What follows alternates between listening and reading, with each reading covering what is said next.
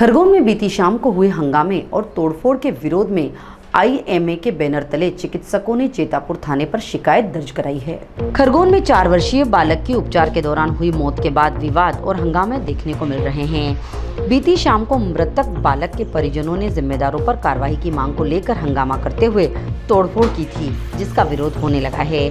शहर भर के निजी एवं शासकीय क्लिनिकों पर सेवाएं देने वाले चिकित्सक रविवार को जेतापुर थाने पहुंचे और आईएमए के बैनर तले थाना प्रभारी के नाम शिकायती पत्र सौंपा और क्लिनिक पर तोड़फोड़ करने वालों के खिलाफ एफआईआर दर्ज करने की मांग की है। चिकित्सकों ने एफआईआर के साथ प्रोटेक्शन एक्ट लागू करने की भी मांग की है।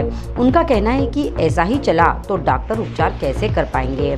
चिकित्सक राजेश सैदे का कहना है कि बच्चे को जब उपचार के लिए लाए थे तब उसे बचाने के हर संभव प्रयास किए, लेकिन उसने दम तोड़ दिया। अब मौत किस वजह से हुई यह तो जांच करने पर ही पता चलेगा। घटना के 3 दिन बाद अचानक क्लिनिक पर तोड़फोड़ करना और धमकी देना कहां तक सही है। वरिष्ठ चिकित्सक डॉक्टर रमेश नीमा का कहना है कि ऐसे ही हालात रहे तो फिर डॉक्टर मरीज का उपचार कैसे कर पाएगा। उन्होंने उचित कार्रवाई किए जाने की मांग की है। दिन पहले 9 तारीख को जो बालक की डेथ हुई थी दियान पंचोले, उसके परिजन कल अचानक से लगभग 5 बजे के आसपास मेरे क्लिनिक पे आए। बहुत सारे लोग थे, करीबन 30 से 35 लोग थे। कुछ धारदार हथियार भी लाए थे।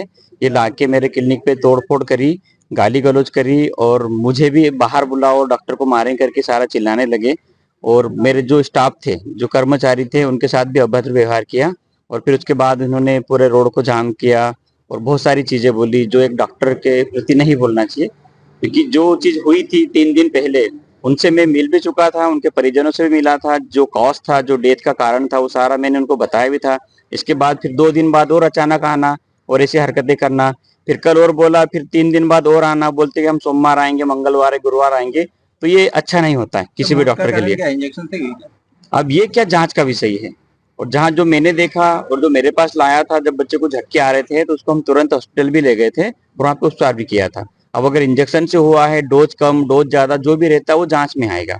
स्थिति कैसी थी बच्चे की आपके पास? बच्चे की जब पहले आए थे, जब मैंने भर्ती की सलाह दी थी, जब इतना क्रिटिकल नहीं था, पर उसको भर्ती की जरूरत थी, जो अपन इंजेक्शन बॉटल लगाना, इसलिए मैंने उनपे लिखा भी था पेपर पे कि आप उसको एडमिट कर दो।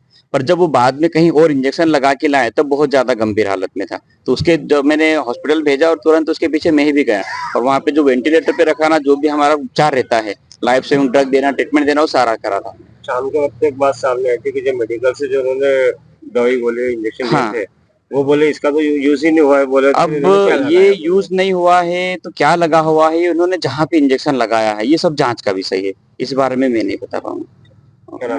मैं डॉक्टर राजेश सैदे, पीडियाट्रिशियन। 3 दिन पहले डॉक्टर राजेश सैदे जो हमारे साथ में हैं, उनके क्लिनिक पे कुछ घटना हुई थी और इंजेक्शंस के बाद में कहीं इंजेक्शंस लगा था, उसे उसकी मौत हो गई थी एनाफाइलेक्सिस से।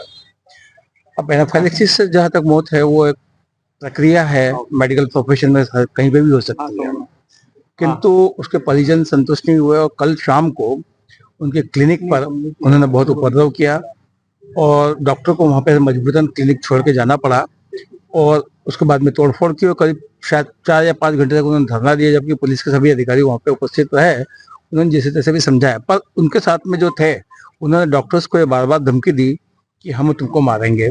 तो इस प्रकार की घटनाएं यदि रहेगी तो डॉक्टर अपना क्लिनिक में काम कैसे करेगा।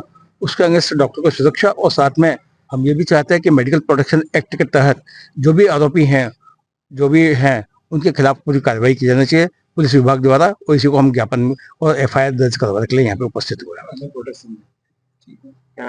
Bureau report, Khargone.